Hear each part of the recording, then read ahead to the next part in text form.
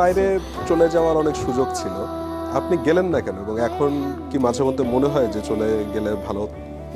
আমার মূল কারণ দুটো ছিল।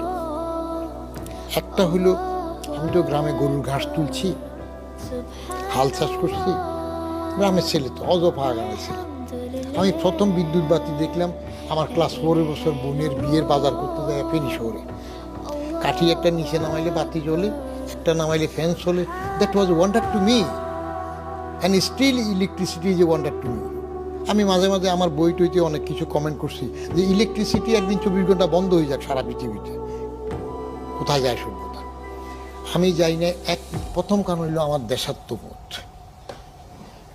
এই দেশ আমাকে বিনা পয়সায় পড়িয়েছে।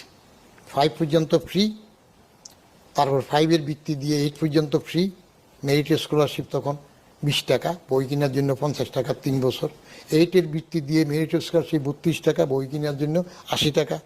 আবার এসএসসি রেজাল্ট দিয়ে এই ওগালা পার করলাম।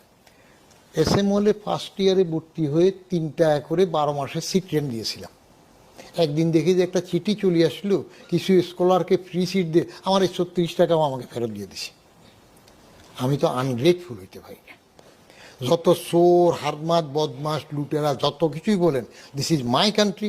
এর চাইতে ভালো লিভিংয়ের দেশ আর নাই, আমি আশাবাদী। আর উন্নত কম হয় নাই তো। আগে যেখানে আমরা গ্রামে চলার সময় বুড়ারা আগে দিয়ে আমাদের আগে ফাড়াই দিত, ন্যাংটা হয়ে আমরা সাঁতার কাটি চলে যেতাম। বুড়ারা পানি নামতো আস্তে আস্তে, তবন মাথায় উঠাইতো, আবার পানি নামতো আস্তে আস্তে নামতো। এখন তো বাড়ির দরজা যায়। তাহলে এই আমার দেশ, আমি দেশ ছেড়ে যাব না। এখনো তার মানে স্যার মনে হচ্ছে না যে ভুল করেছেন? হ্যাঁ, এখনো তার মানে মনে হচ্ছে না যে ভুল করেছেন? না, প্রশ্নই উঠে না। অনেকে বলে তুমি এখানে যাও না, ওখানে ভুল করছো। আমি ভুল করি নাই। যারা গেছে তারা থাকুক, আমি ভালো আছি। এক